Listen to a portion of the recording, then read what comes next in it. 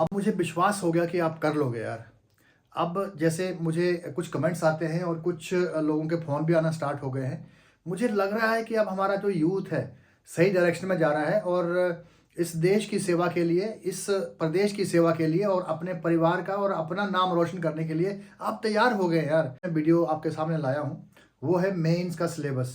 मैंने पिछले वीडियो में आपको प्रीलिम्स का सिलेबस पूरा डिटेल में समझा दिया है। पैटर्न क्या रहता है, किस प्रकार से मार्किंग होती है और सारा जो डिटेल उसकी थी वो मैंने आपसे साझा कर ली है। अब मेंस के बारे में थोड़ा सा समझ लेते हैं कि मेंस एग्ज़ाम क्या होता है। और मेंस एग्ज़ाम ही ऐसा एग्ज़ाम है जो सिलेक्शन के योग्य बनाता है, क्योंकि मेन मार्क्स जो होते हैं इसी में होते हैं और 900 में से आपको स्कोर करना होता है। तो आइए चलते हैं आगे। होते हैं पेपर 1, 2, 3, 4, 5, 6, 7, 8। अब 1100 का ये टोटल मार्क्स होते हैं, लेकिन पेपर 1 और 2 मतलब इंग्लिश और हिंदी जो कि 100 मार्क्स के होते हैं, ये क्वालिफाइंग नेचर के होते हैं। इसके मार्क्स जो हैं वो मेरिट के लिए ऐड नहीं होते हैं। आपको 33% मार्क्स लेकर के इन दोनों को क्वालिफाई करना होता है। लेकिन अगेन वो जो प्री वाली बात थी जिसमें सी सेट क्लियर होना जरूरी होता है, अदरवाइज आपका जीएस का पेपर चेक नहीं होता है, इवेलुएट नहीं होता है।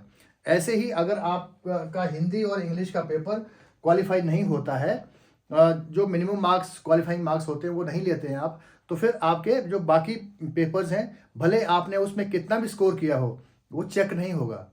तो आप देख सकते हैं कि कितना इंपॉर्टेंट है हिंदी और इंग्लिश को क्वालिफाई करना। तो यहाँ पर दो पेपर क्वालिफाइंग होते हैं। उसके बाद थर्ड पेपर होता है एसए का। एसए 100 नंबर का होता है, कोई ज़्यादा बड़ा काम नहीं होता, लेकिन आपको प्रैक्टिस करनी पड़ती है। जो latest events, current affairs, political thoughts और बहुत सारे ऐसे टॉपिक्स होते हैं जिसमें आपको थोड़ी मास्टरी होनी चाहिए। आप पास डाटा, फिगर एंड फैक्ट सभी होने चाहिए। आपका एसए तभी मार्क्स ला करके आपको देगा यदि उसके अंदर आपने फिगर, ग्राफ, डाटा इंटरप्रिटेशन वगैरह किया होता है। तो अदरवाइज बहुत कम एवरेज मार्क्स मिल जाएंगे आपको। तो ऐसे थर्ड पेपर होता है। उसके बाद जो जनरल स्टडीज को वेटेज आप देख सकते हैं कितना वेटेज जनरल स्टडीज को मिला हुआ है। 3 पेपर होते हैं, जनरल स्टडी 1, 2, 3। इसमें प्रत्येक पेपर जो है 200 मार्क्स का है। बाकी सभी 100 मार्क्स के पेपर हैं। 3 जो जीएस के पेपर हैं वो 200 मार्क्स के हैं। तो मतलब जनरल स्टडीज को बहुत ज़्यादा वेटेज इस एग्जाम में मिलता है। जनरल स्टडी इसलिए भी बहुत ज़रूरी है कि आप की अवेयरनेस, आपका एक्सपोजर कितना है, आप इस ग्लोब के ऊपर होने वाले इवेंट्स और इश्यूज को कितना समझते हैं, आप भारत देश में होने वाले डिफरेंट इवेंट्स और इश्यूज को कितना समझते हैं, कितनी समझ रखते हैं। इसलिए इसमें ऑलमोस्ट 6 से 8 सब्जेक्ट कवर होते हैं इन तीनों पेपर्स में। वो मैं आगे डिस्कस करूंगा आपसे। फिर आपको पेपर 7 और जो 8 होता है वो होता है एक ऑप्शनल पेपर होता है। आपको सिलेक्ट करना होता है। 31 नंबर ऑफ सब्जेक्ट दिए होते हैं, उनमें से किसी एक को आपने सेलेक्ट करना है जिस पे आप समझते हैं कि आपकी मास्टरी है।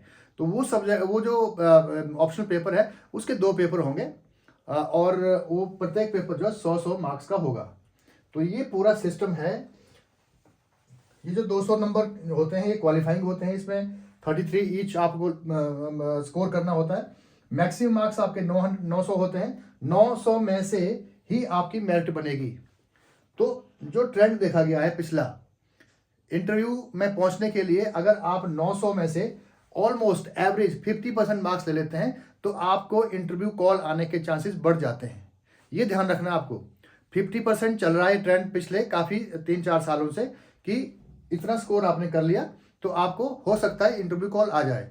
फिर वहाँ भी मेरिट होती है ना, वो तो इसलिए मैं कह रहा हूँ कि चांस रहता है, या मतलब एक लगता है कि आपको कॉल आ जाएगी।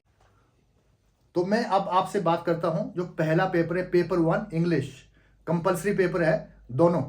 तो इसमें आपने देखना है, मैंने बताया था आपको इंग्लिश कंपलसरी है। क्वालिफाइंग मार्क्स 33% रहते हैं। 3 घंटे का पेपर होता है ये। और जो इसके टॉपिक्स होते हैं कहाँ कहाँ से, कौन कौन से एरियाज से आपको ये कुछ इसका कंटेंट आएगा एग्जाम का। नंबर 1 है comprehension of English language. English language का कॉम्प्रीहेंशन आपने 10th से स्टार्ट किया है समझना इसको। 10th जो हमारे टाइम में था और 10th 11 12 सभी में कॉम्प्रीहेंशन एक बहुत इंपॉर्टेंट पार्ट था इसका, इंग्लिश जो सब्जेक्ट था। तो आप समझते हैं कॉम्प्रीहेंड करना, एक पैराग्राफ दिया हो उसको प्रॉपर तरीके से समझना, फिर उससे कंसर्न जो सवाल पूछे जाएंगे, क्वेश्चन पूछे जाएंगे, उनके जवाब देना based on that particular paragraph. तो ये बहुत सिंपल है, बट आपको प्रैक्टिस चाहिए। करेक्ट ग्रामेटिकल एक्सप्रेशन, ग्रामर का नॉलेज होना बहुत जरूरी है। कुछ गलत सेंटेंसेस दिए होंगे जिसमें ग्रामर और प्रेपोजिशन वगैरह का कहीं ना कहीं छोड़ दिया होता है, वो मिसिंग होता है, तो उसको ठीक करना होता है। Then clarity and precision in expression, ये प्रेसी राइटिंग का पेपर आपने पहले कई बार किया है, तो ये यहाँ भी प्रेसी राइटिंग का पेपर रिपीट होता है। ये हो गया। उसके बाद जो इंग्लिश ग्रामर होता है अप्रोक्सीमेटली 20 मार्क्स का होता है।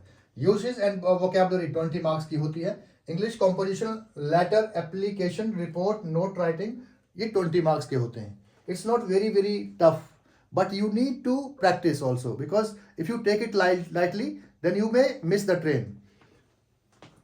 then प्रेसी राइटिंग होता है 20 मार्क्स का, तो ये मैंने आपको बता दिया। ऐसे ही जो इंग्लिश लैंग्वेज के डिफरेंट कंपोनेंट्स होते हैं वो है जो कॉम्प्रीहेंशन 20% होता है, 20% English language components English composition होता है, और 20% वोकेबलरी, 20% इंग्लिश ग्रामर, और 20% ही प्रेसी राइटिंग। तो आप समझ सकते हैं कि 3 घंटे में आपको ये पेपर करना होता है, जो कि केवल क्वालिफाइंग नेचर का होता है। अगर writing of precis, comprehension, composition and usage according requirements of format, तो वो सारा कुछ उस हिसाब से coherence and sequence in expression, correctness of grammatical structures and originality of thought and expression, ये चीज़ें इस पेपर में होनी चाहिए। जो भी आप इंग्लिश से कंसर्न क्वेश्चंस का आंसर लिखते हो, तो ये चीज़ें, ये कॉम्पोनेंट्स उसमें होने चाहिए, दिखाई देने चाहिए। उसके बाद हम चलते हैं हिंदी में। तो हिंदी भी 3 घंटे का पेपर होता है, अगेन क्वालिफाइंग है, 33% मार्क्स देने पड़ेंगे आपको। और उसके बाद ये कंपलसरी पेपर के नेचर में आता है, क्योंकि इसको स्किप नहीं कर सकते या कोई इसमें ऑप्शन नहीं है, आपको देना ही है। ये दोनों क्वालिफाई करने के बाद ही आपके बाकी पेपर्स की इवैल्यूएशन होती है। तो 100 नंबर का होता है।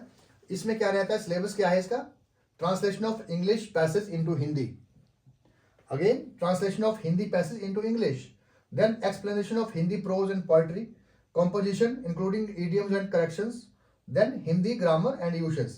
तो ये जो ग्रामर का वाला पार्ट है बहुत ही इंपॉर्टेंट रहता है। आपको पोइट्री भी इसमें देखनी पड़ेगी, क्योंकि पोइट्री के ऊपर भी कुछ कॉम्प्रीहेंशन या अंडरस्टैंडिंग के क्वेश्चंस आ सकते हैं, तो आपको इस हिसाब से इसकी तैयारी करनी पड़ेगी। उसके बाद थर्ड पेपर होता है एस्से का।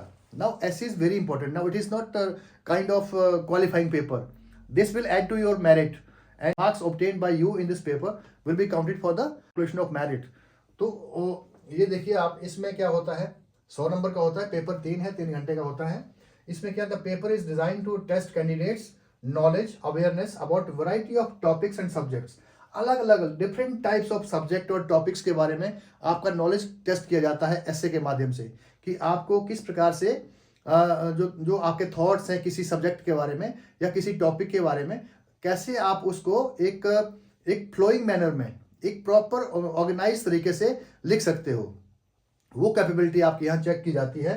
और the ability to compose sustained piece of writing in shape of an essay, ये आपकी एबिलिटी चेक करने के लिए ये क्वेश्चन ये पेपर बना हुआ है। इसके कंटेंट्स क्या होते हैं, a fair choice of topics is covering various fields like current affairs, socio-political issues, socio-economic issues, aspects of culture and history, reflective topics are given to test candidates' understanding of these issues. The candidates are required to write 2 essays। वहाँ 2 section दिए होंगे, section A और section B. Section A में भी 4 topic दिए होंगे, 4 में से आपको एक लिखना है, और बी में भी 4 टॉपिक दिए होंगे, उसमें से भी आपको एक जो आपको अच्छे तरीके से कमांड है जिस टॉपिक के ऊपर आपकी, वो लिखना है। ये 900 to 1000 वर्ड्स के बीच में लिखने होते हैं। ये नहीं कि आप लिखते गए और लिखते गए फिर कहानी, ऐसा नहीं है। बड़ा प्रिसाइज होना चाहिए, क्रिस्पी होना चाहिए। तो इस प्रकार से आप एक्सप्रेस करोगे खुद के विचारों को, तो मैं समझता हूँ आप मैक्सिमम मार्क्स ले पाओगे। This is very important and very interesting field. ऐसे लिखने का बड़ा आनंद आता है यार, बट आपको नॉलेज होना चाहिए कि उसका डाटा कहाँ से लाना है और डाटा कहाँ से रिट्रीव करना है। आपने कभी न्यूज़पेपर में पढ़ा होता है, कहीं कहीं बुक्स में पढ़ा होता है, वो सारी चीज़ें आपको रिट्रीव करके लानी है और फिर पेन के द्वारा पेपर के ऊपर उतारनी है। तो this is very important and very nice paper also. मुझे बहुत अच्छा लगता है ऐसे राइटिंग में मेरा बहुत अच्छा शौक रहता है हमेशा ही। और मेरे उस टाइम उस ज़माने में जब मैंने पेपर दिया 100 मार्क्स का पेपर उस टाइम भी था, 72 मार्क्स मैंने लिए थे, तो मेरे हिसाब से वो काफ़ी अच्छे मार्क्स थे जो मैंने लिए थे। अब आता है जनरल स्टडीज़ पेपर 1, पेपर 4 होता है, ये 3 घंटे का होता है अगेन। इसमें अगेन वही जो रहता है, आपको बताता हूँ मैं, art and culture. This is very very important paper because it is of 200 marks. Modern Indian history, इसमें फ्रीडम स्ट्रगल आएगा। देन वर्ल्ड हिस्ट्री आएगी, डिजास्टर मैनेजमेंट आता है, geography of India, Indian society, social justice and governance, Gandhian thought, ethics and integrity, Himachal Pradesh society, culture, history and geography. इसमें अब ये कहता है कि पिछले काफ़ी टाइम से जो हिमाचल वाला पार्ट रहता है, हिमाचल की हिस्ट्री, ज्योग्राफी, इकोनॉमी और करंट इश्यूज, उसके ऊपर 33% मार्क्स का पूछा जा रहा है लगातार। तो इसलिए आपको इसको ध्यान देना है। और गांधीयन थॉट्स और एथिक्स एंड इंटीग्रिटी के ऊपर पिछले 3-4 सालों से कोई सवाल नहीं पूछा गया है, तो आपको ये पता होना चाहिए। आप देख सकते हैं इसमें कैसे कैसे जो मार्क्स का सिस्टम रहता है, कैसे कैसे सवाल पूछे जाते हैं। 3 क्वेश्चन होते हैं जो 20 मार्क्स ईच होते हैं, 3 क्वेश्चन 60 नंबर के आएंगे, वो अलग एरिया होता है। देन 30% मतलब 15 क्वेश्चन 4-4 मार्क्स के होंगे, 15 क्वेश्चन 4-4 नंबर के होंगे, और फिर 10 क्वेश्चन 8-8 नंबर के होंगे। तो इस प्रकार से आपको माइंड मेकअप करना है कि किस किस तरह के सवाल जो है, किस किस तरह के क्वेश्चन जो है पूछे जाएंगे और उनके कितने कितने मार्क्स होंगे। तो मार्क्स के हिसाब से ही आपका जो उसका वर्ड्स का नंबर होता है वो भी आपने कंसीडर करना है उस चीज़ को भी। आगे चलते हैं। अगला पेपर है जनरल स्टडीज पेपर 2। तो इसमें क्या होता है, इसमें इंडियन पॉलिटी एंड गवर्नेंस, पहला जो बहुत इंपॉर्टेंट जो इसका सेक्शन है that is Indian polity and governance. इसके बहुत सारी बुक्स पढ़ते हैं बच्चे, बहुत सारी किताबें इकट्ठी कर लेते हैं, लेकिन मैं आपको आगे आने वाले टाइम में बताऊंगा कि क्या क्या चीज़ पढ़नी है और क्या क्या हमने नोट्स लिखने हैं, नोट्स कैसे, उस पेपर कैसे पढ़ना है, और उसमें से क्या क्या चीज़ आपको लिख करके रखनी है ताकि जब रिवाइज करोगे तो उस टाइम आपके काम आए। पब्लिक पॉलिसीज के ऊपर है। Then international relations, this is very very important in today's world because lot of things are happening around and कोई कंट्री किसी के ऊपर अटैक कर, वो सारी चीज़ें जो है आपको पता होनी चाहिए। सो इंटरनेशनल रिलेशंस बहुत बहुत इंपॉर्टेंट है। अभी यूक्रेन रशिया का जो वॉर हुआ या अभी चल ही रहा है, तो उसमें इंडिया ने क्या रोल प्ले किया, दोनों तरफ जो है इंडिया ने दोनों तरफ जाकर के समझाने का प्रयास किया कि युद्ध जो है अच्छी चीज़ नहीं होती है। और ऐसा क्यों किया इंडिया ने, जबकि रशिया हमारा बहुत दोस्त है, एक फ्रेंड कंट्री है। तो फिर भी हमने यूक्रेन के पास भी गए और रशिया को भी कहा कि यूक्रेन के ऊपर अटैक ना करें, this is not good for development of both the countries. तो ऐसे करके किस प्रकार से इंटरनेशनल रिलेशंस को मैनेज किया जाता है, that is very very important. तो ये बहुत इंपॉर्टेंट एक सेक्शन है। Reorganisation and politics of Himachal Pradesh. अब अगेन हिमाचल का जाता है, हिमाचल को रीऑर्गेनाइज कब किया था, कैसे किया था, उसके बाद लगातार क्या पॉलिटिक्स रही, कौन कौन मुख्यमंत्री हुए, कौन कौन से जो टॉप डिग्नेटरीज होते हैं वो मोटा मोटा पता होना चाहिए, और किस किस ने क्या क्या कंट्रीब्यूट किया हिमाचल प्रदेश को रीऑर्गेनाइज करने में और हिमाचल प्रदेश को स्टेटहुड का दर्जा दिलाने में, वो सारे पता आपको होना चाहिए। उसके बाद गवर्नेंस इन हिमाचल प्रदेश। हिमाचल प्रदेश में गवर्नेंस किस टाइप की है, यहाँ किस किस तरह से गवर्नमेंट रन करती है, अपनी पॉलिसीज, पब्लिक पॉलिसीज को इम्प्लीमेंट करती है, और जो अल्टीमेट ऑब्जेक्टिव है गवर्नमेंट का गवर्नेंस का वो क्या है।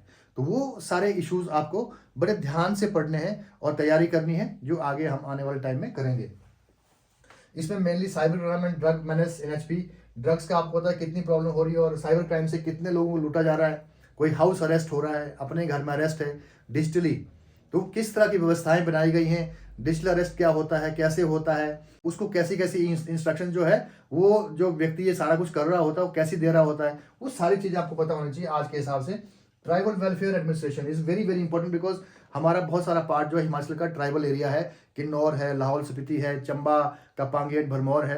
तो आपको पता होना चाहिए कि वहाँ पे कैसे सिस्टम गवर्न होता है, कैसे गवर्नमेंट की पॉलिसीज इंप्लीमेंट होती हैं, कैसे उसकी डिफरेंट बजटिंग होती है, वो सारी चीज़ें आपको पता होनी चाहिए। ये पेपर आपसे ये एक्सपेक्ट करता है।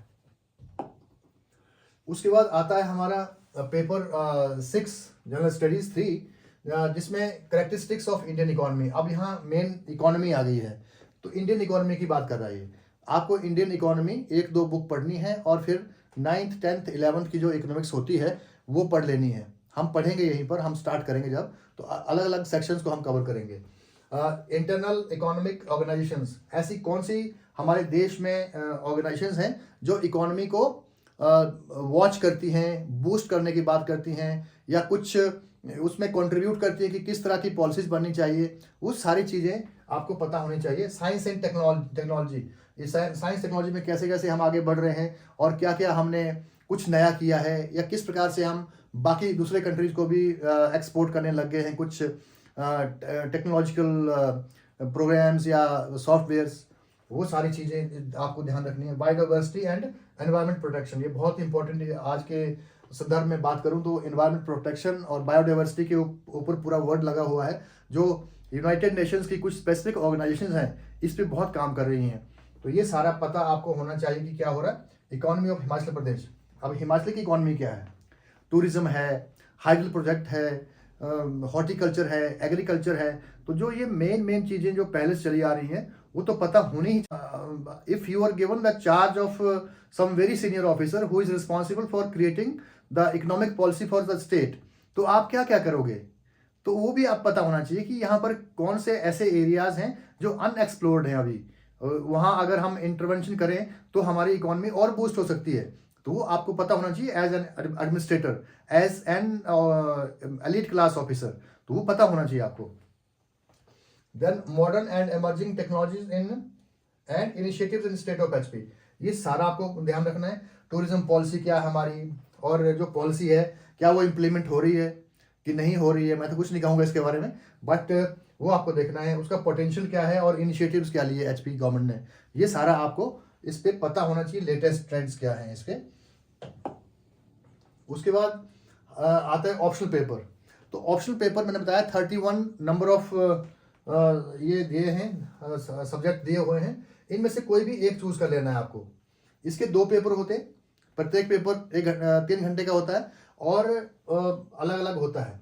इंडियन हिस्ट्री में से आप इसको भी चूज कर सकते हो, या political science, mathematics, statistics, economics, commerce and accountancy, chemistry, botany, zoology, mechanical engineering, electrical engineering, civil engineering, agriculture, horticulture, whatever, जहां भी आपको लगता है कि मैं यहाँ पर मैक्सिमम मार्क्स फैच कर सकता हूँ, तो 200 नंबर का ये पेपर होता है, ओवरऑल सब्जेक्ट पेपर होते हैं। बट आपको काफ़ी सारा इसमें भी मार्क्स लेने जरूरी होते हैं, क्योंकि पूरा का पूरा 2 पेपर होते हैं, दो पेपर जो है वो 200 नंबर के होते हैं। तो ये भी बहुत इंपॉर्टेंट एक एरिया है जहाँ पर हमें फोकस करना है।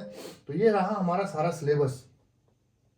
अब सिलेबस के बाद जो है हमने पूरा स्टडी कर लिया, अब इसके हम आगे एक एक चीज़ के ऊपर जाएंगे और कैसे जो प्रीवियस ईयर क्वेश्चंस कैसे पूछे गए हैं और उनको फिर हम आगे सॉल्व करते जाएंगे। देन अलग अलग एरियाज़ के ऊपर फोकस करेंगे। जैसे अब मान लो हिंदी के ऊपर क्या क्या सवाल पूछे गए 4-5 साल में, वो अलग अलग करेंगे। और फिर उन 4-5 सालों को अलग अलग, जैसे ग्रामर में क्या था, जैसे मान लो 2021 में ग्रामर में क्या पूछा गया था, या प्रेसी राइटिंग कैसी थी, या ट्रांसलेशन का जो पैराग्राफ दिया था, पैसेज दिया था, वो कैसा था, वो सारी चीज़ें हम यहाँ पर थ्रैश करेंगे। देन न्यूज़पेपर रीडिंग कैसे होगी, आपको क्या क्या चीज़ें प्राइमरली फोकस करनी है उसमें, और किस प्रकार उसको कैसे प्रिसाइज करना है, और 2-3 लाइन्स में उसको कैसे रिड्यूस करना है, वो सारी चीज़ें हम आने वाले टाइम में सीखेंगे।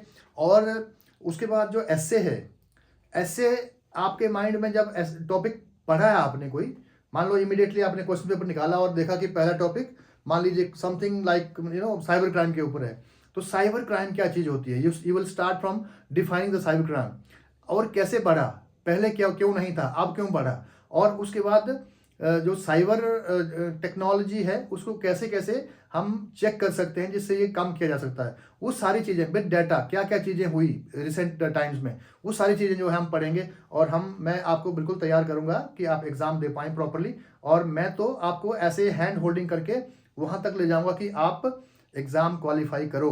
मेरे साथ साथ हम इस पर काम करेंगे। तो आज के लिए इतना ही। मैं समझता हूँ कि आपको जो मेंस का सिलेबस है उसको समझने में हेल्प मिली होगी मेरे इस वीडियो के माध्यम से। तो आप इस सिस्टम में बने रहिए मेरे चैनल के साथ। मैं आगे बहुत सारी चीज़ें आपके साथ ये एक्सप्लोर करने वाला हूं और आपको उस लेवल तक ले जाने वाला हूं जहां पर आप HAS अधिकारी बन जाओगे। तो thank you so much. Bye bye. जय हिंद।